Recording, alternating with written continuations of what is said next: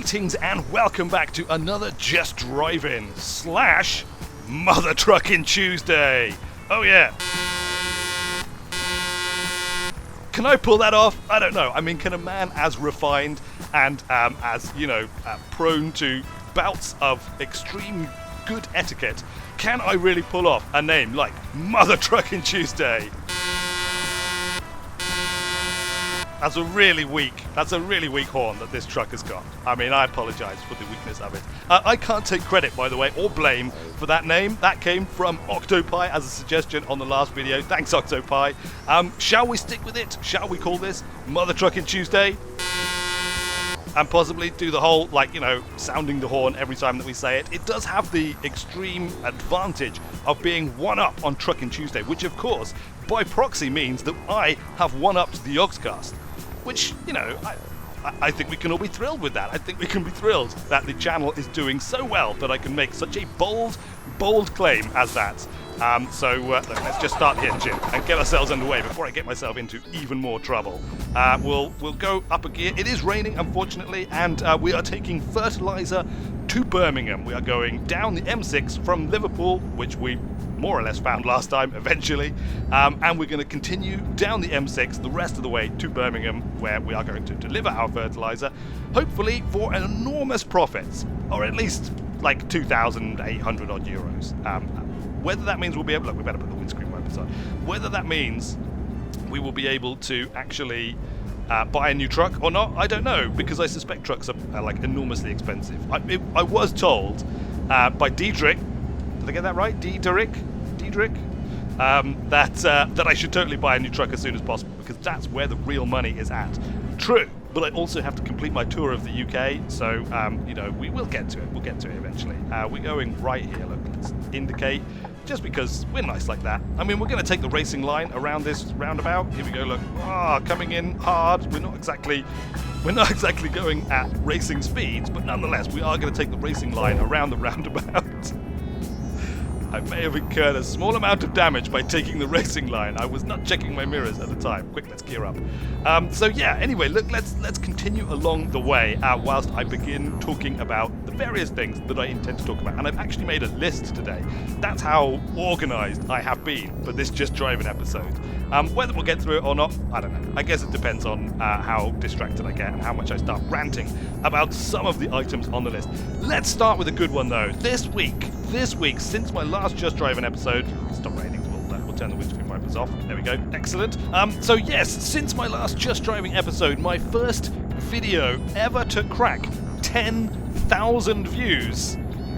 Cracked 10,000 views. It was, of course, Gathering Storm, the first episode in my Hearts of Iron 4 series, which has been gathering views, get it, ever since I released it at the start of the previous month, and it finally cracked 10,000 views in this last week, which I have been kind of waiting for it to do.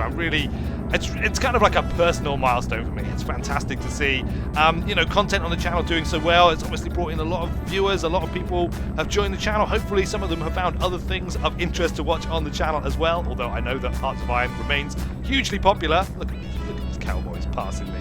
Just because I've got this big truck hauling fertilizer and can't accelerate any fun. Did that guy just hazard light me?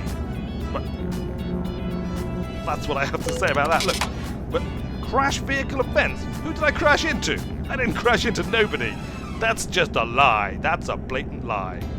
Anyway, look, we're just going to continue going on and hope that we don't get any crash vehicle offences as we continue to drive at breakneck speeds towards Birmingham with our load of precious fertiliser. So that's the good news. Look, hold on. That's the good news. Channel doing really well, 10,000 views. Obviously, Hearts of Iron continues to get lots of views. It continues to be by far the most requested and watched series on the channel. I wish I was putting out more of it. I do, and I am going to try and make a concerted effort to do a big recording session and get 3 or 4 episodes out so that we can get back to getting, at least one every other day, possibly even most days getting a Hearts of Iron video out, at least until this series is concluded, and then we'll have to see. Obviously, more Hearts of Iron, Stellaris. It'd be nice to see if we can transfer some of those viewers over to a Stellaris series. Look, we're totally going up into the middle lane. We're going to the middle lane, sister, and we are going to drive in the middle lane all the way to Birmingham without changing lanes. That is just the way that I roll today. So that was good. Meanwhile, the rest of the world apparently has gone nuts. It's gone completely nuts. We've had like failed coup attempts in Turkey, which kind of came out of nowhere. All of a sudden, the military just decided, hey, we don't like the democratically elected leader. Let's try and depose him. That's always worked in the past. Luckily, I suppose, it didn't work this time, although I don't know an awful lot about Turkey. I know that there are a lot of issues in Turkey, and it is another example of how democracy is the worst system that we have ever come up with, apart from all the ones that we came up with before it. Yeah, we really need a new way of organising and governing ourselves. So if somebody out there could just get on that, please get it sorted and come see me, and we'll fix it all. Awesome. Of course, it hasn't just been in Turkey or indeed Europe that things have been getting crazy. We've had axe mentalists on trains. America as well. What is going on in America? It isn't even about religion in America at the moment.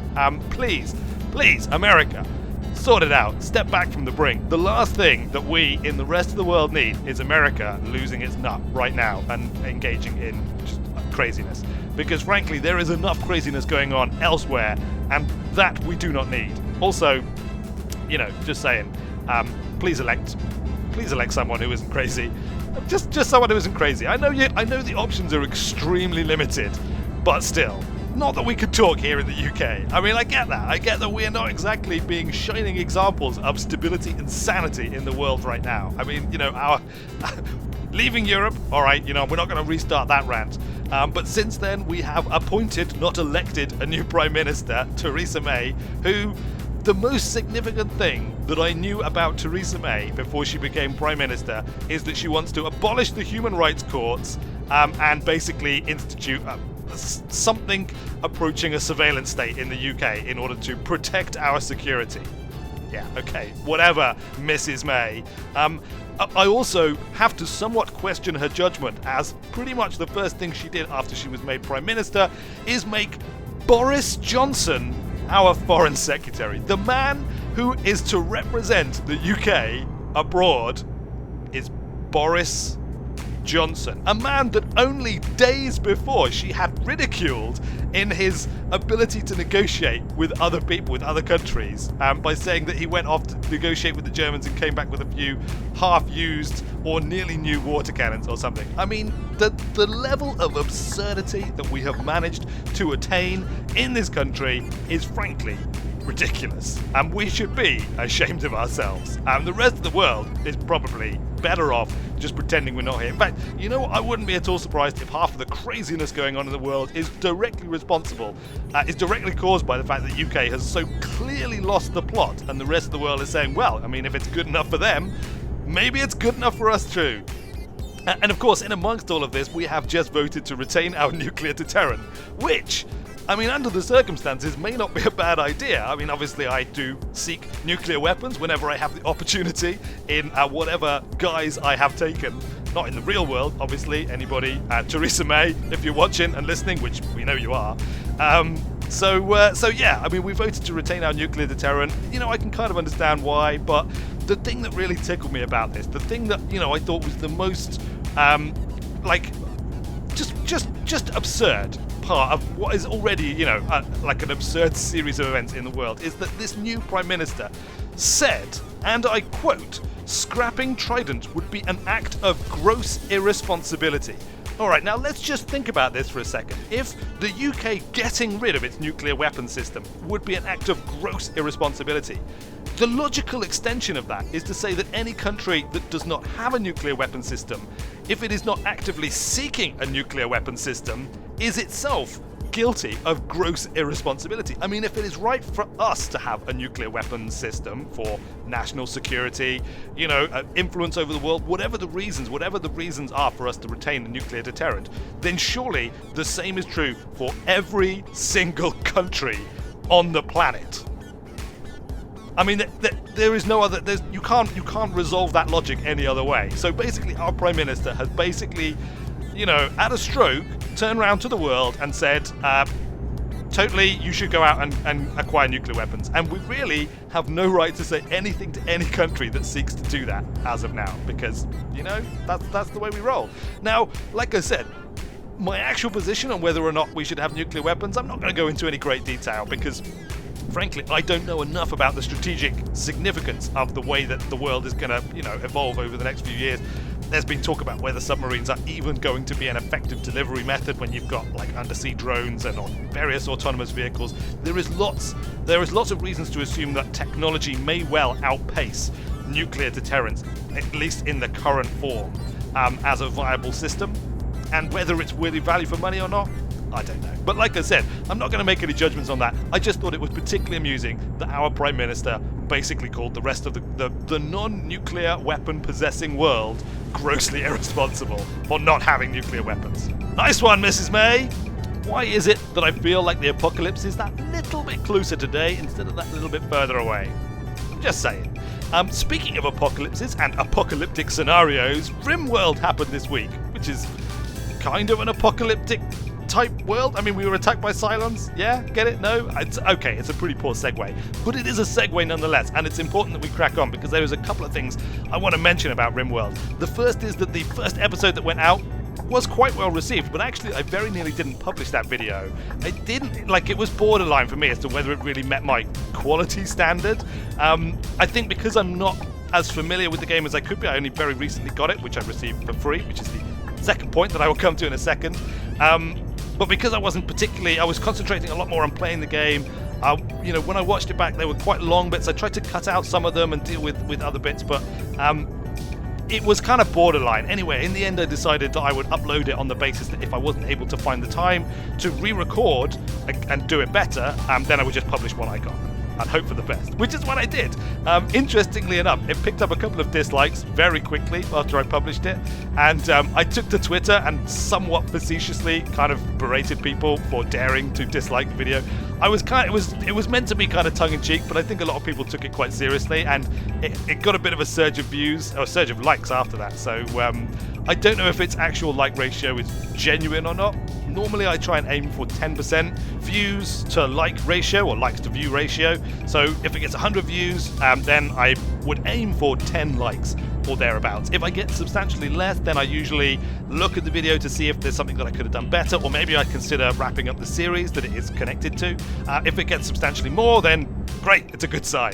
Well, it's an indicator anyway. It's an indicator of how well it's gone down with your audience, which of course is useful and interesting, although I still rely primarily on my own pretty harsh judgment sometimes. I mean, I have thrown away a lot of videos. A lot of things have never made it to the light of the channel because they just have not met my personal standards. And that happens obviously more sometimes if I'm tired, if I'm trying to make content when I'm tired, or I'm just not that into it, or I don't know the game well enough yet. I mean, it takes a lot of concentration to maintain commentary a lot of the time, especially if you're trying to be kind of ad-libbing and coming up with like silly stories and things the way that I like to play often. So yeah, it can be tricky, or sometimes the game is just bad, and that can be a little bit tricky sometimes because obviously I get quite a lot of games sent to me for free now. It's one of the perks of the channel. It's one of the relatively few perks of the channel.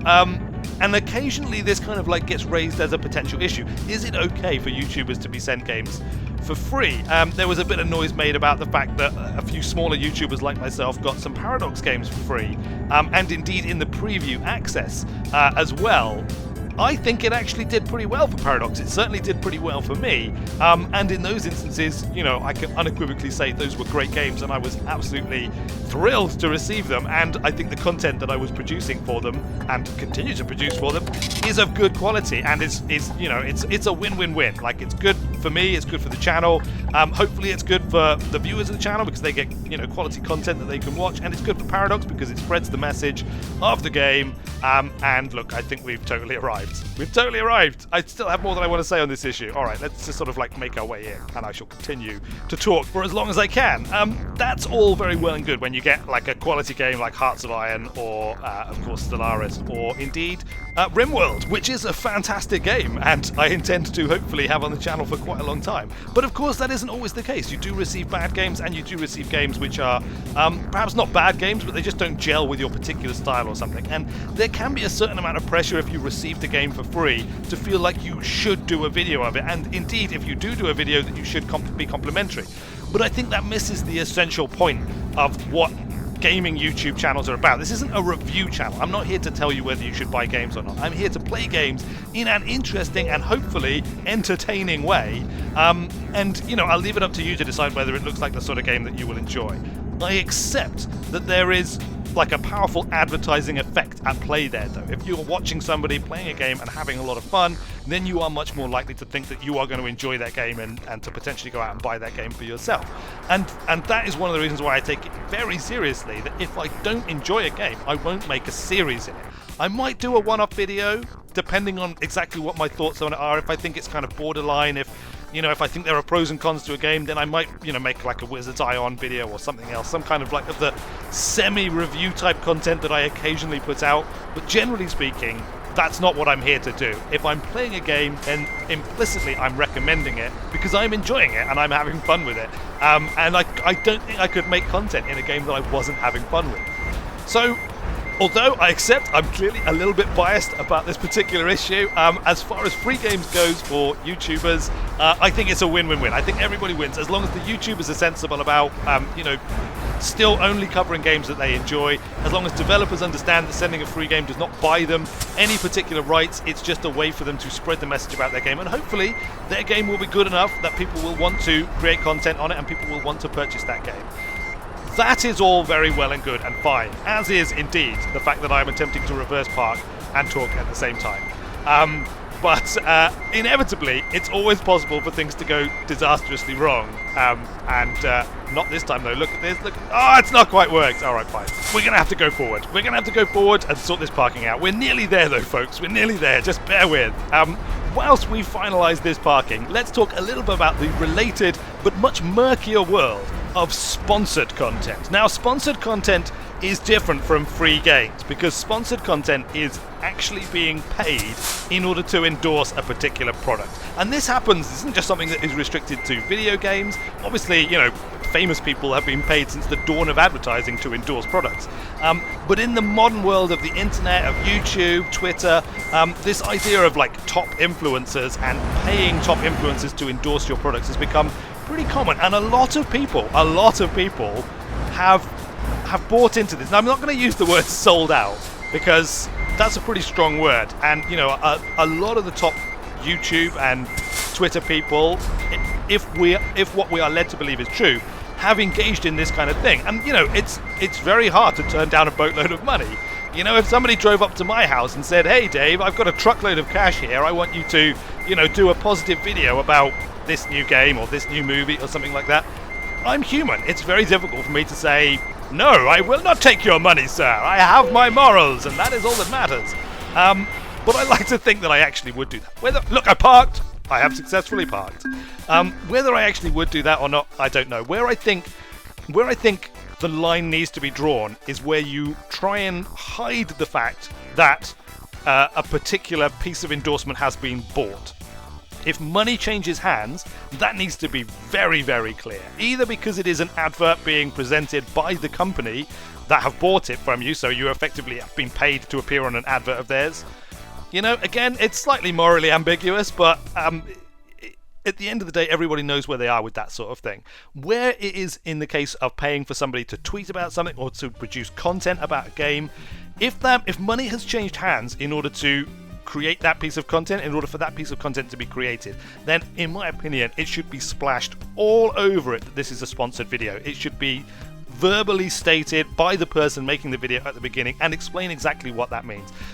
That's the only way I think you can do it and still kind of maintain a certain moral standing, as far as I'm concerned anyway. And there are YouTubers who do that. I watch Enter Elysium, I think I've mentioned him already, and from time to time he does do sponsored content, and he makes a very clear point of saying this is sponsored content and explaining what that means at the beginning of the video. And whilst it is still sponsored content, at least you know where you are with that. And I suspect he's probably somewhat picky about the type of sponsored content that he is prepared to do. And indeed, because he has what I would consider to be one of the smaller professional YouTube channels, I think he's professional anyway, I think it is his sole source of income, but it's a much smaller channel than obviously the big mega channels that are out there. So it's probably much more, he's probably much more dependent on those extra sources of income where necessary. What really surprises me though is where you get like the mega channels being implicated in this sort of thing. Now I can understand from the advertiser's point of view, you're going to get much greater traction with a channel that's getting millions of views per day rather than a channel that's getting thousands of views per day. However, if you're running a channel that's getting millions of views per day, then you are making a decent return from your advertising revenue and presumably from your fan funding and, you know, merchandising and other forms of what I would consider clean income. They effectively don't taint the value of the channel, they don't taint the value of your opinion on the channel, and they're not trying to manipulate the viewers of the channel to, you know, form opinions or do things that perhaps you would not otherwise do if you weren't being paid for it. So, you know, I think these are really, it's a really important area that we actually get some clarity on, and that, you know, larger channels come out against and say, look, this is not the sort of thing that we should be doing, or if it is the sort of thing that we should be doing, then we need to be very clear that that is what we're doing, and not just, you know, take the money and run, which is sort of what it sometimes feels like people do. And let's face it, like I said, this is not something which is peculiar to the gaming industry or to gaming YouTube channels. This is something which is widespread across our entire society. And, you know, at the end of the day, it always boils down to buyer beware, and, you know, take someone else's opinion with a pinch of salt, because they might be being paid for it. And on that lovely, wonderful note, I think that it's probably time to call an end to it. Thanks a lot for watching, everybody. I hope you have enjoyed this episode of Just Driving / MuthaTruckin Tuesday, and honk honk, and let me know what you think of anything and everything that I have rambled on about throughout the course of this episode. More Hearts of Iron tomorrow, more RimWorld later in the week, and indeed, there may be some other stuff cropping up. Possibly a return to a few old favourites. I've been having a hankering. I've been having a bit of a weird hankering, you might say. Draw whatever conclusions from that you choose. But until I inevitably return, thanks a lot for watching, everyone. I have been Weird Wizard, and I will see you later.